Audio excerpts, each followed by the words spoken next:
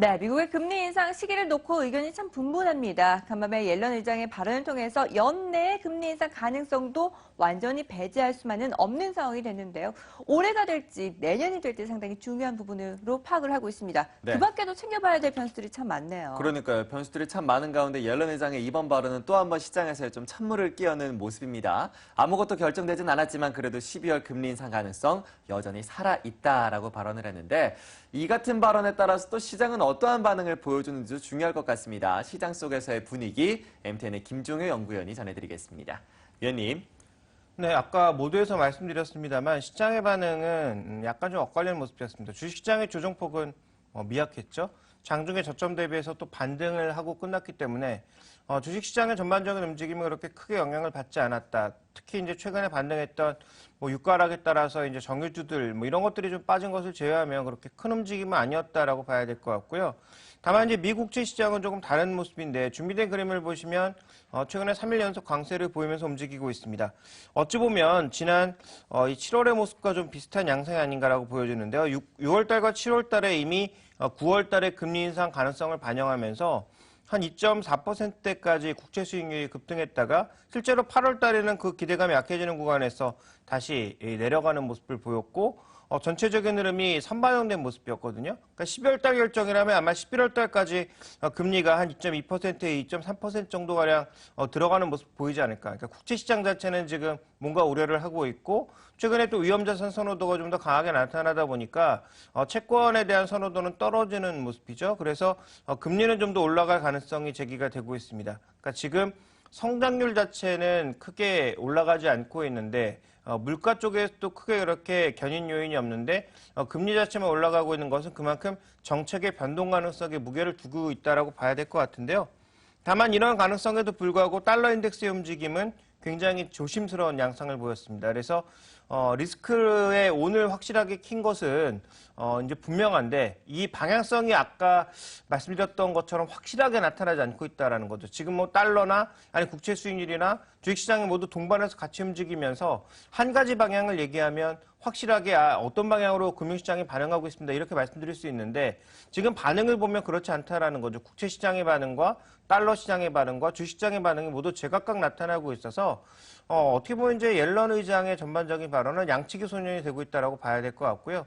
최근에 또 달마다 약간의 발언의 뉘앙스가 달라지고 있는 스탠리 피셔는 과연 오늘 오전에 어떤 얘기를 하는지도 한번 지켜볼 필요가 있겠다. 그래서 금융시장의 반응은 한마디로 말씀드리면 잘 모르겠다. 다만 채권 시장은 가장 민감하게 반응하고 있다. 이 정도로 정리해 볼 수가 있습니다. 네, 일단 옐런 의장의 발언을 통해서 시장이 다시금 흔들리고 있습니다. 리스크온, 스위치를 켠 것은 확실한 것으로 보이는데요. 11월 증시 들어서면서 오름세를 유지하고 있는 국내 증시, 오늘 그로 인해서 발목이 잡히게 될까요? 근데 이머징 마켓 전반적으로 별로 좋은 것 같지는 않습니다. 우리 시장도 마찬가지일 것 같고요. 오늘 미국 시장의 조정폭은 굉장히 미미했지만 미국 시장에서 거래되고 있는 이머징 마켓 ETF는 전반적으로 조정이 큰 양상이었습니다. 물론 유가가 내려서 상품 가격에 민감한 증시들의 하락도 있다라고 보여지는데요. 준비된 그림에서 보시면 EEM, 즉 MSCI 이머징 ETF 일봉인데 오늘 비교적 크게 하락하는 양상이었죠. 전체적인 지수보다는 좀 많이 빠지는 모습이었고 특히 항공물 같은 경우에는 거의 1.8%가량의 하락세가 나타나서 항공물 자체의 민감도가 좀 더 크게 나타난 것이 특징이라고 보여지고요. 다만 중국 쪽은 전반적으로 상승했는데 이 중국 쪽의 상승은 아시는 것처럼 선점통이 빨라질 수 있다라는 그런 뉘앙스 때문에 홍콩, 대만, 그리고 이 중국, 차이나 ETF만 상승했다라고 봐야 되겠죠. 그래서 이머징 마켓의 전반적인 움직임은 좋지 않았다라는 점, 또 이머징 마켓과 같이 움직이는 상품 통화 움직임도 별로 좋지 않았다라는 점을 고려해 봤을 때 우리 시장에 좀 하락 압력이 존재할 가능성은 있다라고 봐야 되겠죠. 또 하나 이제 주목해 볼 건 뭐냐면 준비된 그림을 보시면 코스피 50, 코스피 100, 코스피 200, 그러니까 대형주들이라고 봐야 되겠죠. 이게 항상 4분기에 초과 수익률을 거두는데요. 배당과 관련된 부분도 있을 거고 이와 관련된 프로그램 매수 유입으로 인해서 전반적으로 좀 좋은 모습을 보이는 경우가 많았던 거죠. 그런데 올해 지금 10월 달만 봤을 때도 코스피 50이라고 하는 대형주의 초과 수익률이 7%가량 나타났단 말이죠. 기존에 이제 5년간에 비교해 봤을 때 너무 과도하게 발생했기 때문에 만약에 이제 시장에 조정 압력이 주어진다면 대형주를 중심으로 주어질 가능성도 충분히 있다라는 점을 좀 고려를 해볼 필요가 있을 것 같고요. 그래서 대형주 쪽으로 이제 워낙 많이 포지션을 옮겨 놓으시거나 아니면 최근에 이제 좀 손해를 만회하기 위해서 우리가 흔히 얘기하는 이제 레버리지를 사용하신 분들 같은 경우에는 대형주들에 대해서 또 수급이 바뀌거나 시장 분위기가 뭔가 좀 이상하다 싶으면 2050선에서 한계를 분명히 느끼고 여기가 최소한 어깨 이상일 가능성이 있으니까 대형주의 비중을 조금 줄일 필요가 있는 거죠. 특히 업종의 그 회복이 쉽게 나타나지 않고 가격 메리트로만 올라왔던 그런 종목군들에 대해서는 좀 더 우리가 엄격한 기준을 적용을 해야 될 것 같고요. 중소형주 쪽에서는 뭔가 좀 괜찮은 모습이 나타나고 있기는 한데 문제는 뭐냐면 워낙 단발성 테마라서 한 이틀 상승하다가 푹 꺾이고 이런 모습들이 너무 쉽게 발견되고 있다라는 거죠. 그래서 중소형주는 트레이딩 정도, 대형주는 만약에 지수의 조정 압박이 나타난다면 좀 더 엄격한 기준을 적용해야 되는 대표적인 뭐 정유 쪽이라든지 뭐 석유화학이라든지 철강이라든지 조선이라든지 이런 종목군들의 전반적인 포지션 조정, 탄력적인 비중 조정 이런 것들이 좀 필요하지 않겠느냐. 전략적으로는 이렇게 접근을 하고 있습니다. 네, 이렇게 해서 전체 국내 시장에 대한 일단 간단한 전략들을 확인해 봤는데 이어서 종목들의 이슈도 좀 보도록 하겠습니다. 앞서 저희가 국내 시장 정리하면서 NC소프트의 주가를 확인해 본 바가 있었죠. 실적이 예상보다 별로 좋지 못했습니다. 하지만 주가가 큰 폭으로 뛰어오르면서 11% 이상의 상승을 보여줬습니다. 어디에서 이렇게 크게 오를 수 있었다라고 해석을 하시나요?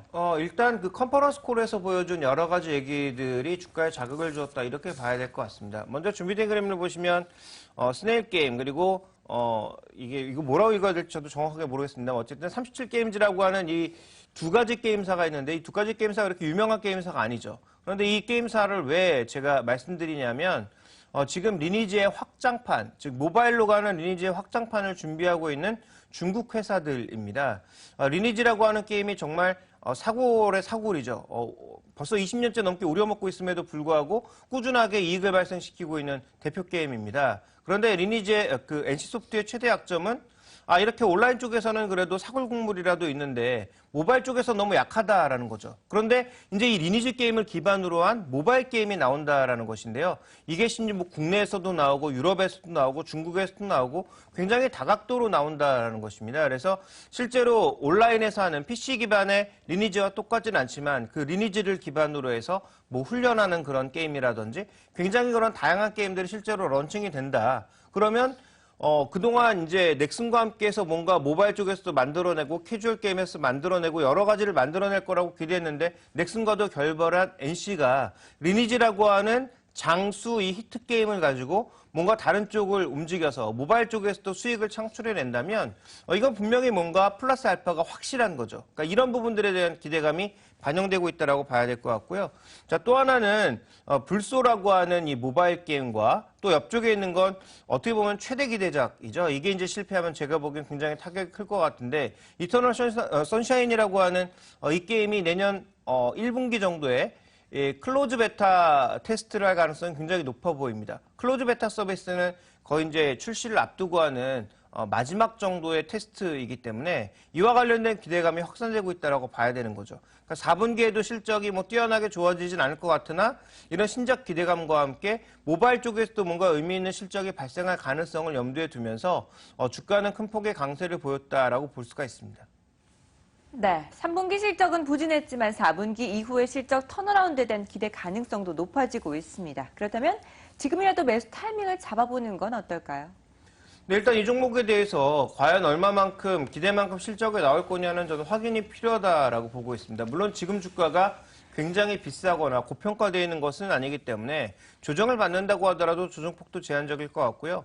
호재성 재료가 나왔을 때 반등의 여력이 큰 거 사실입니다. 그래서 뭐 좀 싼 가격에 보유하셨다든지 아니면 낮은 가격에 사신 분들은 뭐 별로 움직일 필요가 없는 거죠. 다만 이제 최근에 좀 더 공격적으로 접근하셨거나 어제 급등 과정에서 매수하셨던 분들은 조금 생각을 달리해볼 필요가 있다라고 보고 있는데요. 준비된 그림을 보시면 내년도에 이런 여러 가지 기대감에도 불구하고 모바일 쪽에서 매출이 조금 늘 뿐 전체적인 이 PC 기반의 매출은 크게 증가하지 않을 것으로 현재 기대를 하고 있고요. 또 하나 이제 중요한 것은 내년도의 실적 성장 속도가 생각보다 그렇게 빠르진 않습니다. 그러면 14,000원 정도의 EPS를 고려했을 때 목표 주가를 아무리 이제 높게 잡아도 한 28만 원 정도라고 봐야 되는데 그러면 내년도에 기대 수익률이 한 40% 정도 되는 거죠. 근데 이게 모두 예상치를 맞췄을 때 얘기입니다. 그래서 이터널 선샤인이나 뭐 불소라고 하는 이런 게임들이 정말 대박까지는 아니더라도 뭐 중박 이상의 어떤 기대를 거뒀을 때나 가능한 실적을 지금 미리 선반영하고 있는 것이기 때문에 이 종목에 대해서는 높은 가격에 사셨거나 아니면 최근에 급등 과정에서 사신 분, 특히 어제 이제 급등 과정에서 사신 분들이라면 투자 전략에 달릴 수밖에 없다라는 거죠. 그래서 최근에 적어도 20만 원권 근접하거나 20만 원권 위에서 사신 분들은 제가 보기엔 욕심을 뭐 과하게 부리시기보다는 좀 더 중립적인 시각에서 접근하시는 게 낫지 않겠느냐. 왜냐하면 지금 나오고 있는 얘기들은 모두 다 가장 좋은 시나리오를 반영한 그런 실적 추정치들이다라고 봐야 될 것 같고요. 뭐 낮은 가격에 사셨던 분들은 이 단기적인 주가 흔들림과는 상관없이 조금 더 가져가시는 게 좋지 않나라고 보고 있고, 안 가지고 계신 분들은 조정을 이용해서 사는 것이 좋겠다. 저는 20만 원 아래 권역에서 산다면 그렇게 큰 리스크는 없다. 이렇게 보고 있습니다. 네, 이어서 이제 중국 위안화에 대한 간단한 이야기 좀 해보도록 하겠습니다. 어제 IMF SDR 편입 회의가 열릴 줄 알았는데 열리지 않았습니다. 그리고 IMF의 공식 사이트에서도 이 같은 회의 일정이 나오지 않았고, 일각에서는 뭐 내년 초까지 미뤄질 수 있다라는 이야기까지 나오고 있는 상황인데요. 위안화 SDR 편입이 일단 지연되고 있습니다. 이 같은 효과를 좀 분석해 본다면 어디에서 찾을 수가 있을까요? 한 2주 전에 제가 이제 이런 말씀드렸죠. 우리 시장이 2100선을 넘어가기 위한 필요 충분 조건이 뭐냐? 유럽에서도 QE하고 중국도 계속 부양책 내놓고 연준은 올해 안에 이제 금리를 안 올리고 마지막 조건으로 얘기했던 것이 체크포인트와 함께 SDR 편입이다 이런 얘기를 했습니다. 이런 것들이 다 갖춰졌을 때 2100선을 넘을 수 있는 필요 충분 조건이 된다. 근데 벌써 이제 두 가지가 지금 헷갈리고 있는 거죠.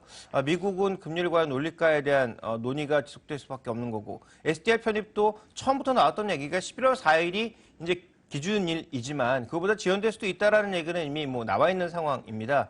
어쨌든 우리 입장에서는 좀 실망스럽죠. 왜냐하면 SDR 편입 자체가 이머징 마켓에 긍정적인 효과를 줄 거라고 기대를 많이 하고 있었거든요. 그래서 이런 요건들이 지금 미뤄졌기 때문에 어쨌든 약간은 부정적인 부분이 있는데, 다만 우리가 또 봐야 될 것은 뭐냐면 중국의 위안화를 또 평가절하하고 있는 가장 결정적인 이유가 뭐냐.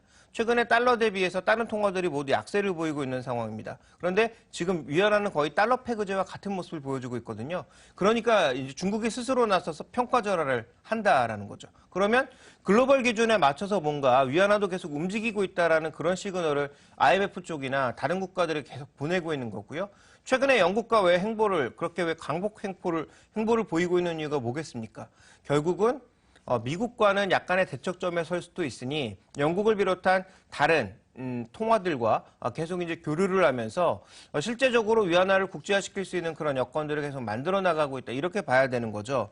또 하나 이제 살펴봐야 될 것은 이 SDR 편입을 통해서 어느 정도 이제 이머징 마켓의 긍정적인 효과, 특히 위안화 자산의 그 흐름이 늘어나고 또 중국 경제에 자금이 공급되면서 긍정적인 부분이 나타나게 되는 게 결국은 우리에게도 나쁘지 않은 상황이기 때문에 뭐 긍정적인 요인이라고 봤는데, 이게 만약에 뒤로 미루어진다면 우리 시장의 상단을 제약하는 요소로서는 충분히 작용할 수 있다라는 거죠. 그래서 이 이슈가 뭐 크게 시장에 영향을 미칠 만한 이슈는 아니지만 상단을 제약할 만한 이슈는 되고 있다. 그래서 이번 달 말이 되었든 아니면 내년 초가 되었든 이 결과물이 빠르게 나오고 우리 시장에 좀 더 긍정적으로 작용할 수 있는 요인이 되기를 저도 바라는데, 어쨌든 오늘 나온 결과에 의하면 상단을 좀 제약하는 요인이 될 수 있다. 이렇게 봐야 될 것 같습니다.